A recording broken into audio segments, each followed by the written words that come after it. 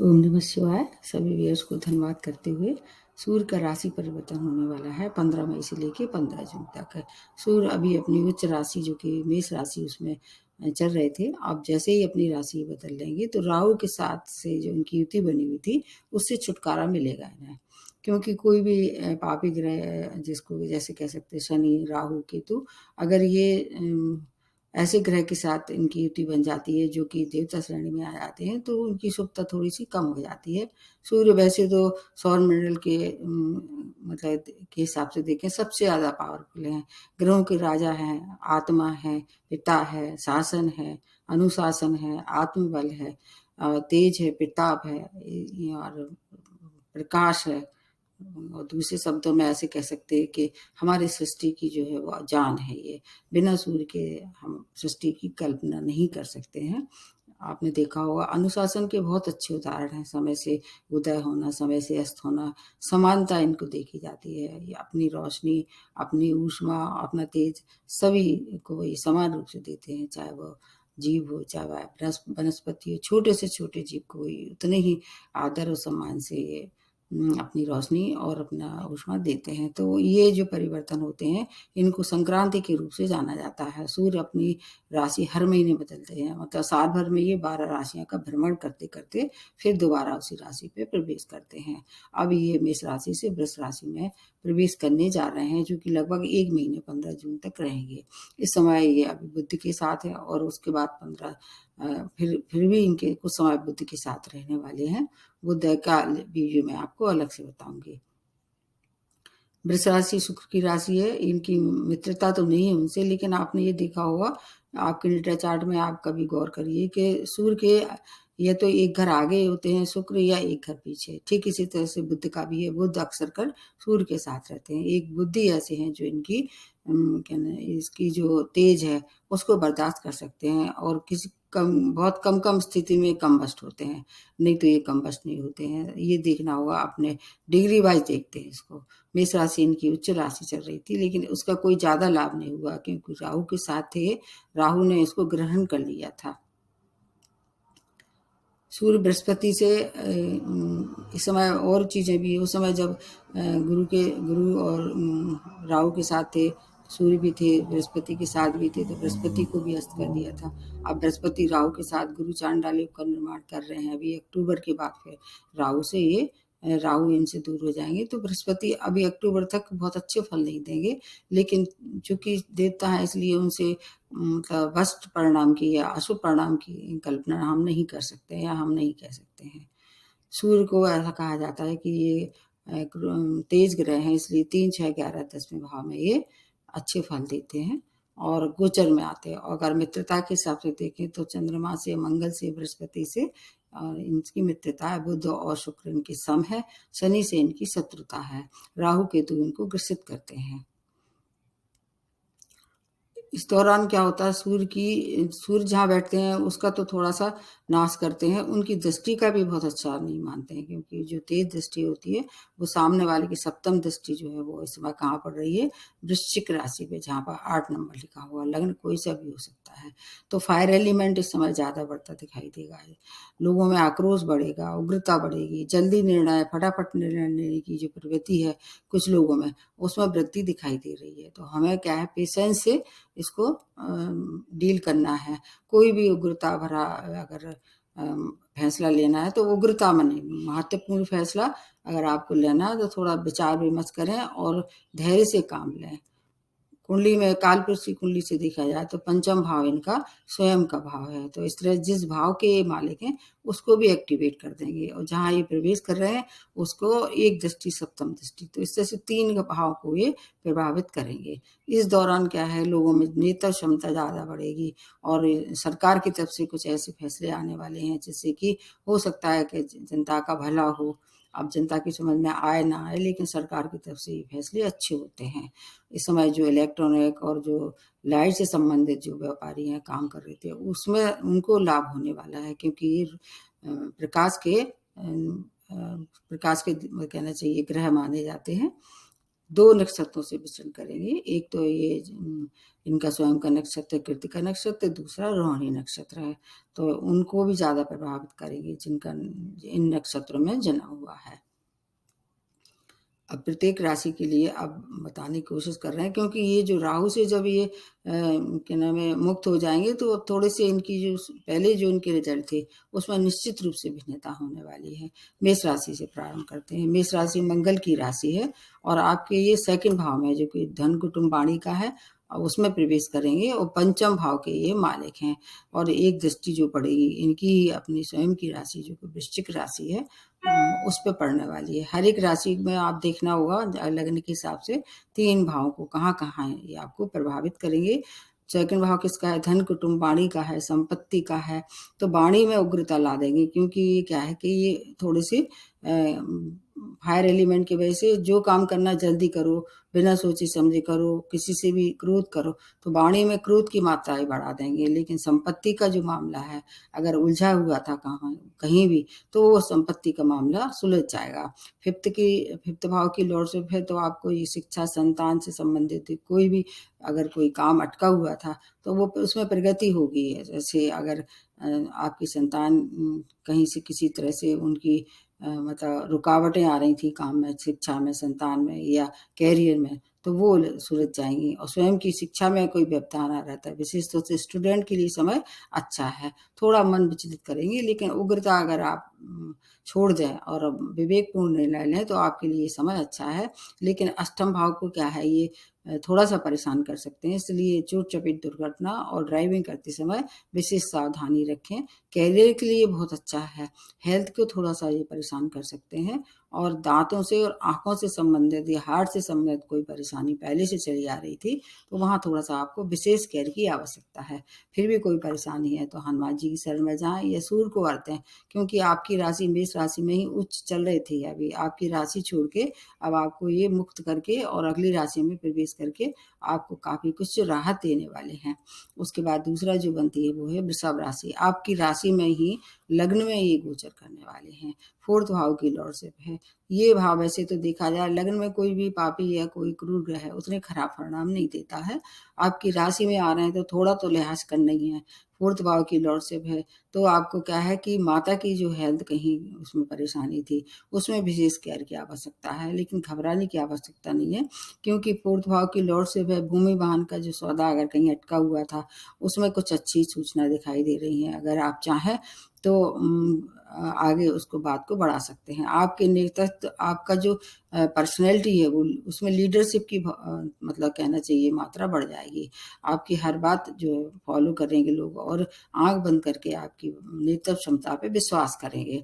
भूमि वाहन के सुखों में वृद्धि। जीवन साथी से थोड़ी सी नोकझोंक हो सकती है, क्योंकि एक दृष्टि जो है आपके सप्तम भाव पे पड़ेगी, वो सबके लिए हानिकारक होगी, क्योंकि वहां पर फायर एलिमेंट बढ़ जाएगा। वैसे भी सूर्य की जो सप्तम दृष्टि होती है काफी तेज पूर्ण होती है। आपको पता होगा कि सूर्य की पत्नी जो थी वो भी इस दृष्टि को बर्दाश्त नहीं कर पाई थी, तो हम सब के लिए थोड़ी सी वहां परेशानी भरी बात हो सकती है। समाज में मान प्रतिष्ठा की वृद्धि होगी, और आपका जहाँ आपका वर्क प्लेस है वहां आपके मान सम्मान में वृद्धि होगी। आपका जो है वो दबदबा रहने वाला है हर तरह से। आपको थोड़ा सा अपनी हेल्थ का स्वयं का ध्यान रखना पड़ेगा। अपनी माता की अगर कोई परेशानी थी तो उसमें आपको उपचार मिलेगा। अगर कोई परेशानी चली आ रही थी तो उसका उपचार मिलके और फिर जो है आपका मानसिक क्लेश जो चला रहा था किसी भी तरह का, वो अब दूर होने वाला है।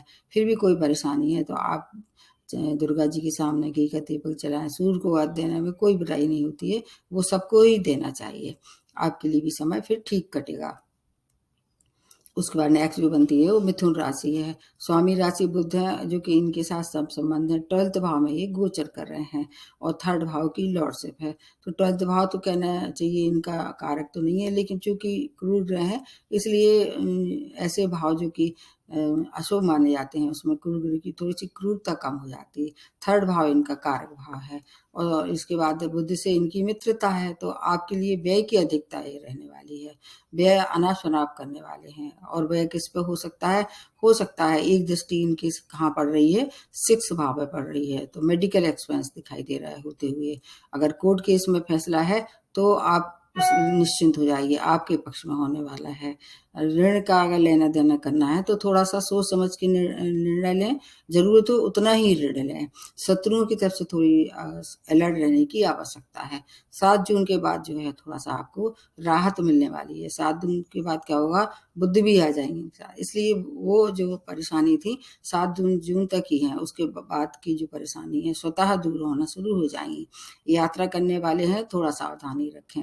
व्यय पे थोड़ा सा आपको कंट्रोल रखना चाहिए। अगर मेडिकल एक्सपेंस है तो फिर आपको करना ही पड़ेगा, लेकिन अगर स्वयं की मतलब किसी ऐसी साज सज्जा पे अगर आप व्यय कर रहे थे तो वहाँ थोड़ा सा चाहें तो नियंत्रण कर सकते हैं। छोटे भाई बहनों से आपका पूर्ण सहयोग होगा, उनसे कोई भी सहायता अगर तक नहीं मिल रही थी वो सहायता मिलने वाली है। फिर भी कोई परेशानी है तो सूर्य को अर्घ दें। गणेश जी की उपासना आपके लिए सर्वोपरि रहती है। और ग्रीन वेजिटेबल अगर हो सके तो स्वयं उसका उपयोग करें और गाय को हरा चारा खिलाएं। उसके बाद नेक्स्ट जो बनती है वो है कर्क राशि। कर्क राशि स्वामी राशि चंद्रमा है जो इनके मित्र में से कहे जाते हैं। हालांकि एक दूसरे के 180 अगर रहते हैं तो उतने ज़्यादा फल अच्छे नहीं मिलते हैं। अब इसके बाद 11वें भाव को देखें। 11वें भाव में गोचर कर रहे हैं और सेकंड की लॉर्डशिप है। 11वें भाव बहुत अच्छा होता है। इसमें जो भी ग्रह आता है चाहे वह गोचर में आए चाहे वह स्वयं की नेटा चार्ट में हो, उतने खराब परिणाम नहीं देता है। तो आय में वृद्धि। हालांकि आप पे ढैया चल रहा है। स्टूडेंट के लिए थोड़ा सा समय मन विचलित करने वाले हैं, क्योंकि क्या है कि जब आदमी क्रोध में आता है तो निर्णय उसके गलत हो सकते हैं। तो क्रोध की मात्रा की वजह से, क्योंकि सेकंड भाव किसका है, वाणी का है, कुछ तो भी आप किसी से गलत सलत बोल सकते हैं, उससे आपके जो बने बनाए काम है वो बिगड़ सकते हैं। तो वाणी पर निश्चित रूप से आपको कंट्रोल रखना चाहिए। उसके बाद आके अगर प्रेम प्रसंग में थे तो उसमें आपको कुछ मतलब नियंत्रण के साथ और परिणय में के लिए थोड़ा सा इंतजार करना पड़ेगा, विवाह में परिणित होने के लिए। संपत्ति के लिए समय बहुत अच्छा है। परिवार के लोगों से आपको क्रोध नहीं करना है, अन्यथा वहाँ हानि होगी और आपके संबंध खराब होंगे। शेयर मार्केट से इस समय आपको हो सके बड़े इन्वेस्टमेंट से बचना है। छोटे मोटे इन्वेस्टमेंट कर सकते हैं। व्यापारियों के लिए समय अच्छा है। अगर आप इलेक्ट्रॉनिक या इलेक्ट्रिक का आप व्यापार करते हैं या लकड़ी का व्यापार करते हैं तो व्यापारियों के लिए समय अच्छा है। चूंकि आप पे ढैया चल रही है इसलिए आपको क्या है कि अचानक फलों की प्राप्ति होगी। धन लाभ भी हो सकता है और धन हानि भी हो सकती है। जो भी काम करें थोड़ा सा विवेकपूर्ण निर्णय लें। फिर भी कोई परेशानी है, अगर महादशा अंतर्दशा और खराब चल रही है, ऐसी है कि अकारक ग्रह की चल रही है, आपको क्या सूर्य को आज तो देने ही देना है। शिव की शरण में जाएं। जो चंद्रमा प्रधान राशि होती है उससे उनके लिए काफी कुछ वरदान सिद्ध होते हैं। अब नेक्स्ट जो बनती है सिंह राशि। सिंह राशि आपके तो स्वामी राशि ही सूर्य हैं, 10वें भाव में गोचर कर रहे हैं। यहाँ एक दिग्बली हो जाते हैं। कुछ ग्रह जो है 10वें भाव में दिग्बली हो जाते हैं, जैसे मंगल ही यहाँ तो दिग्बली होते हैं। ठीक इसी तरह आपके 10वें भाव को एक्टिवेट करके और एक और भाव को मालिक है, जैसे आपके लग्न के मालिक हैं, तो ये आपके लिए आत्मबल में वृद्धि है। कोई भी ऐसा कार्य जो आपको उलझन भरा लग रहा था, आपको एनर्जी आपके आत्मबल में कमी नहीं मतलब लग रही थी, आपको लग रहा था नहीं ये काम नहीं कर पाएंगे, यदि कह सकते इसको नर्वसनेस जो थी वो दूर होने वाली है। लेकिन आपको ओवर कॉन्फिडेंस से बचना है। मतलब अति आत्मविश्वास आपके लिए घातक हो सकता है। अगर आप मतलब एक लिमिट में रह के अपने आप पे भरोसा करें तो कैरियर में उन्नति, अगर आप जॉबलेस थे तो जॉब की भी प्राप्ति, और बॉस से अगर कोई परेशानी थी तो वो उनसे संबंध अच्छे होने वाले हैं। भूमि वाहन के सुखों में वृद्धि, क्योंकि एक दृष्टि जो आपकी कहाँ पड़ेगी, 10वें भाव से 4th भाव पे पड़ेगी। तो आपकी जो भी काम करते हैं थोड़ा सा तुम तड़ाक कम करें, क्योंकि 4था भाव आपके मानसिक क्लेश का भी है, नहीं तो मानसिक क्लेश ये बढ़ा देंगे। अब आपके लिए रिश्ते जो अगर कहीं बिगड़े हुए थे तो उसको थोड़ा सुधारने की आवश्यकता है। और इसके बाद आपके ऐसे व्यापार जो कि जैसे मैंने बताया कि इलेक्ट्रॉनिक और इलेक्ट्रिक जो व्यापारी जो हैं उनके लिए समय बहुत अच्छा है। आप चाहें तो उससे धन कमा सकते हैं। मान सम्मान में कोई कमी नहीं होगी। सिंह राशि वाले वैसे भी बहुत अच्छी पर्सनैलिटी होते हैं। क्रोध अगर ये छोड़ दें, हर तरह की हर किसी से प्रेम में व्यवहार रखें तो आपके लिए ये जो परिवर्तन है अति शुभ है, और जितना हो सके इसका लाभ लें। सूर्य को अर्घ देते रहिए। आपको पूरे जीवन भर ये मतलब गुरु मंत्र है ये। सिंह राशि वालों को कभी भी ना बिना नागा के सूर्य को अर्घ देना चाहिए और पिता का सम्मान करें। फिर देखिए आपके लिए ये आश्चर्यजनक परिवर्तन होने वाला है। उसके बाद आ जाते हैं कन्या राशि। कन्या राशि आपके 9th भाव में गोचर कर रहे हैं, 12th भाव की लॉर्डशिप है। आपके लिए कैसा है, ये कन्या राशि की स्वामी राशि बुध है। सूर्य से इनकी समता है, पिता से, धर्म से, भाग्य से, ये 9th भाव की इन सब चीज़ों से मिलके देखा जाता है। भाग्य में कमी आ रही थी, तो भाग्य की वजह से आपको जॉबलेस थे तो जॉब में प्राप्ति, अगर स्टूडेंट थे तो हायर एजुकेशन के लिए जा सकते हैं। चारों तरफ से जो है वो शुभ समाचारों की प्राप्ति होगी। विदेश से जुड़ के कोई कार्य कर रहे थे, उसमें प्रगति आने वाली है। व्यय पे थोड़ा-सा नियंत्रण रखना चाहिए। अगर फिर भी कोई परेशानी है, जैसे कि आपको ऐसा लग रहा है कि रोड़े लग रहे हैं, तो आपको क्या करना है, गुड़ और गेहूँ का दान आपको करना है रविवार के दिन। फिर आपकी जो भी परेशानी थी, जो अटके हुए काम थे, वो आप प्रगति में आएँगे और आप अपने लक्ष्य को प्राप्त करेंगे। पिता के साथ अच्छे व्यवहार रखें और धर्म कर्म से जुड़ के रहें। हर तरह से चारों तरफ से शुभ समाचारों की प्राप्ति से आपको हर एक चीज़ का सुख जो अब तक नहीं मिल रहा था, उससे वंचित थे, वो मिलेगा। आपके लिए समय भी बहुत अच्छा है। उसके बाद आ जाते हैं तुला राशि। कन्या के बाद तुला ही आती है ना, तो तुला में क्या है कि शुक्र है इनके। सूला आपके अष्टम भाव में ही गोचर हो रहा है। 11th भाव की लॉर्डशिप है, तो अष्टम भाव तो देखा जाए तो बहुत अच्छा नहीं है, लेकिन 11th भाव की लॉर्डशिप के कारण अचानक धन की प्राप्ति, कार्य में सफलता, और जो कार्य अगर धीमी रफ्तार से थे, ऐसे क्योंकि फायर एलिमेंट जहाँ बढ़ जाता है तो कार्य में प्रगति शुरू हो जाती है। गुप्त धन की प्राप्ति, आय के नए नए स्रोत, पिता का सम्मान करना है, और पिता की हेल्थ अगर कहीं खराब हो रही थी तो उस हेल्थ में अब सुधार होने वाला है। आर्थिक स्थिति ऊंचाइयों तक पहुंचाने के लिए तैयार हो रहे हैं। अचानक धन की प्राप्ति से घर का वातावरण काफी सुखद रहने वाला है। अष्टम भाव किसका है, अचानक फलों का है। अगर आप गुप्त विद्याओं में रुचि रखते थे या यदि आप रिसर्च से जुड़ी हुई कोई कार्य कर रहे थे, उसके लिए समय बहुत अच्छा है। 11th भाव आपके मित्रों का है, बड़े भाई बहनों का है, महत्वाकांक्षा का है। बहुत सी महत्वाकांक्षाएं जो आपके अभी अधूरी थी, उसमें प्रगति आएगी। अब ये तो नहीं कहा जा सकता है कि 1 महीने में आपकी सभी तरह की महत्वाकांक्षाएं पूरी होंगी, लेकिन आपके लिए समय अच्छा है। फिर भी कोई परेशानी है, सूर्य को अर्घ्य देना चाहिए, और अगर और कुछ नहीं कर सकते हैं तो आपके जो इष्ट देव हैं उनकी आराधना करते रहें। घर में बैठ के और कुछ नहीं तो मंत्र जाप तो कर ही सकता है हर इंसान, तो आपके लिए समय बहुत अच्छा है। उसके बाद आ जाते हैं वृश्चिक राशि। वृश्चिक राशि स्वामी राशि मंगल है, 7th भाव में ये गोचर हो रहा है और 10th भाव की लॉर्डशिप है। तो इसमें आपको मंगल के हिसाब से देखें तो सूर्य और मंगल दोनों परम मित्र हैं। 7th भाव इनका कारक भाव नहीं है, और 7th भाव किसका है, जीवन साथी का है, बिजनेस पार्टनर का है, डेली बेसिस का है, दूर की यात्राएं भी इससे देखते हैं। तो आपके लिए बहुत अच्छा है ये समय। 10वें भाव को एक्टिवेट करेंगे। अगर आप जॉबलेस थे या जॉब स्विच करके दूसरा जॉब लेना चाह रहे थे, ये समय उसके लिए अपार सफलता है भरा है। क्योंकि देखिए आप पे क्या है कि अभी ढैया चल रहा है, इसलिए कुछ चीज़ों का तो आपको ध्यान रखना ही चाहिए हमेशा। 2025 तक कार्यस्थल में आपको अपार सफलता के साथ साथ व्यापार का अगर प्रारंभ करना चाह रहे थे, किसी से विचार विमर्श करें, और अगर आप समझ में नहीं आ रहा है तो जैसा उसको चल रहा है उसको वैसे ही चलने दें। इन्वेस्टमेंट भी अगर करना है तो छोटे-छोटे रूप में करें, क्योंकि ढैया जब होता है वो भी मंगल की राशि इसलिए ज़्यादा प्रभावित होती है क्योंकि शनि और मंगल दोनों मित्र नहीं है। लेकिन जॉब में अगर प्रमोशन टूटा वो आपके लिए सुखद है, वहाँ से अच्छी सूचना मिल सकती है। जॉब से अनबन चली आ रही थी वो आपका साथ देने वाले हैं। एक से ज़्यादा इनकम आपकी इस समय हो सकती है।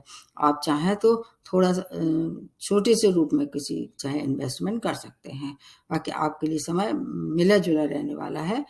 धन के लिए अच्छा है, लेकिन हेल्थ के लिए थोड़ा-सा ये परेशानी भरा समय है।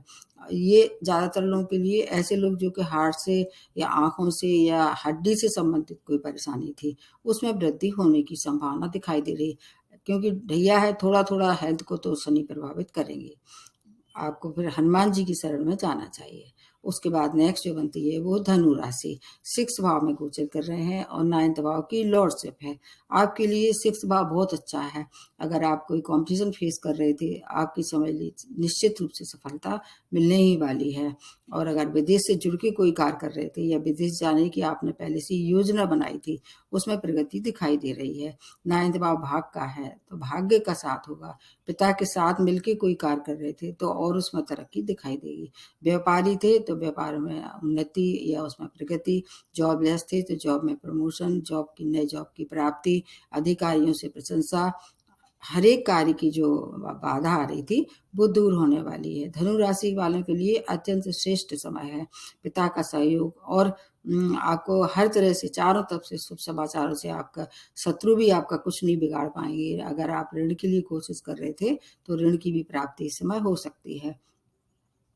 फिर भी कोई परेशानी है तो आपको नारंगी रंग के वस्त्र पहनना चाहिए। और अगर आप अपने स्वामी राशि को प्रबल कर लेते हैं, जैसे केसर का तिलक लगाते हैं या हल्दी का तिलक लगाते हैं, आपके लिए बहुत अच्छा है ये परिवर्तन।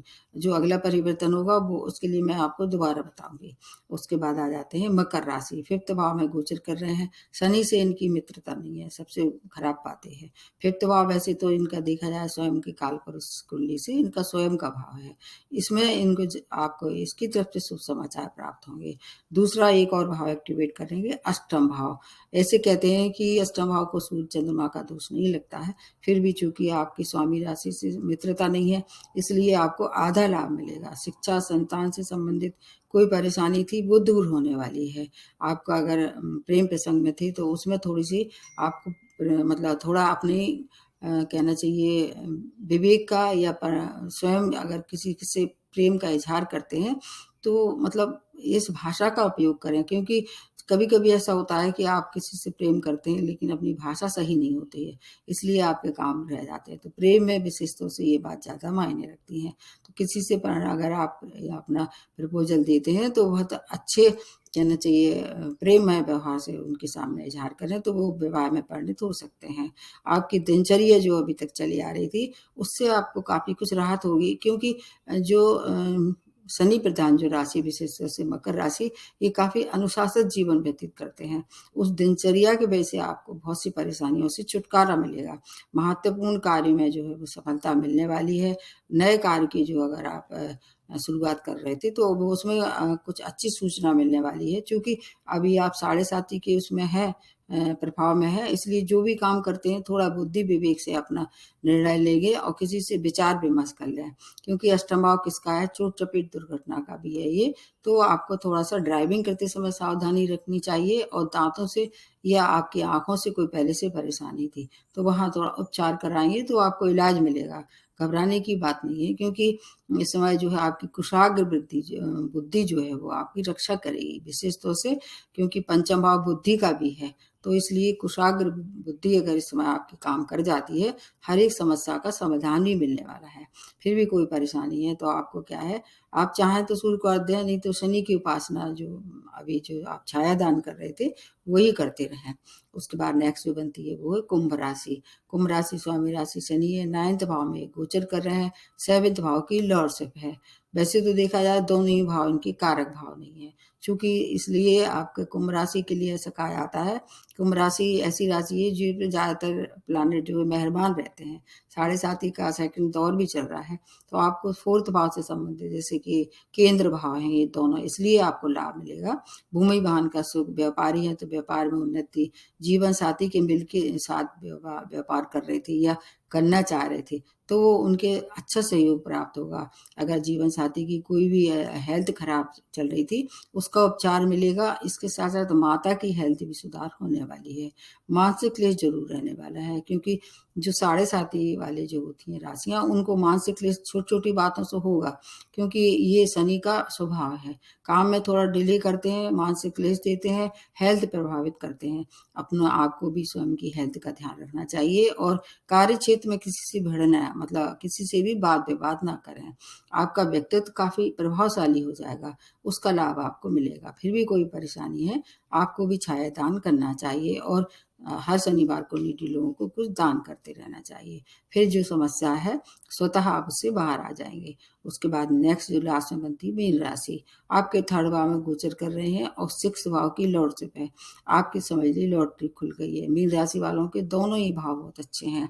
आपका स्वास्थ्य लाभ, शत्रुओं पर विजय, कोर्ट केस में अगर निर्णय आपके पक्ष में नहीं आ रहा था, बहुत परेशान थे, बहुत दिनों से चल रहा था, वो निर्णय आप कहीं शुभ समाचार के रूप में आपके सामने आने वाला है। छोटे भाई-बहनों से पूर्ण सहयोग प्राप्त होगा, प्रतियोगिता में सफलता मिलने वाली है, शत्रु परास्त होंगे, आपके मित्रों से मुलाकात होगी और उनसे आपके काम बनने वाले हैं, ऋण से मुक्ति होने वाली है, हर तरह से शॉर्ट डिस्टेंस जर्नी अगर करते हैं, वो सुखद रहने वाली है। मतलब अगर रोगों से कोई परेशानी थी, किसी भी तरह का रोग विशिष्टों से, आँखों से, दाँतों से, हार्ट से संबंधित कोई परेशानी थी, तो उसका उपचार मिलेगा और आप अपना एक अच्छा जीवन यापन, एक अच्छी दिनचर्या के साथ 1 महीने का जो समय है, बहुत अच्छी सूचनाओं के साथ ये संपूर्ण करने वाले हैं। पूरी तरह से जो है आपके लिए ये आ रहा है ये परिवर्तन, उसका लाभ आप ले सकते हैं। तो मैंने वैसे तो हर एक राशि वालों के लिए रेमेडी बता दी है, फिर भी मैं दोबारा इसको रिपीट करती हूँ, वो सबके लिए कॉमन भी हो सकती है। सूर्य क्या है, ग्रहों के राजा है और अपने आँखों से नेक्ट आँखों से देख सकते हैं। 2 ग्रह ऐसे हैं, एक सूर्य और एक चंद्रमा। आपको क्या करना है, सूर्य को अर्घ्य देना है, अर्ली मॉर्निंग दें, सबसे अच्छा है, 8 बजे तक दे दें। एक तो ये बहुत अच्छी रेमेडी है। हर रविवार को क्या है, गेहूँ गुड़ का दान करें, पिता का सम्मान करें। इसके साथ-साथ आपको एक बात का ध्यान रखना चाहिए कि अगर सूर्य की रोशनी आपके ऊपर जैसे उसको विटामिन डी से मिलता है, कभी उसमें बैठें तो बहुत से रोग स्वतः ही दूर हो जाते हैं। तो अगर ऐसे घर में रह रहे हैं जहाँ पर सूर्य की रोशनी नहीं है, तो कहीं जाकर बाहर जाके 5 मिनट सूर्य की रोशनी में बैठें और बड़े लो मतलब जो आपने अपने से जो बड़े हैं, उनका सम्मान करें। वो आपके अधिकारी हो सकते हैं, पिता हो सकते हैं, पड़ोसी हो सकते हैं, संग में काम करने वाले हो सकते हैं।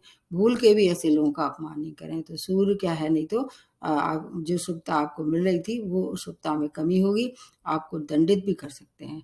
इसलिए इन सब बातों का ध्यान जीवन भर रखना चाहिए। ये कोई नई बात नहीं है, या ऐसा नहीं है कि आज करके कल इसको छोड़ देना है। इन सब बातों का पूरे जीवन भर ध्यान रखेंगे, तो आपके लिए फिर जो सूर्य का कोई-सा भी परिवर्तन, कोई भी ग्रह हो, आपके सामने अगर बड़े लोगों का आप आदर करते हैं, सम्मान करते हैं, तो कोई ग्रह आपका ज़्यादा कुछ बिगाड़ नहीं पाएगा।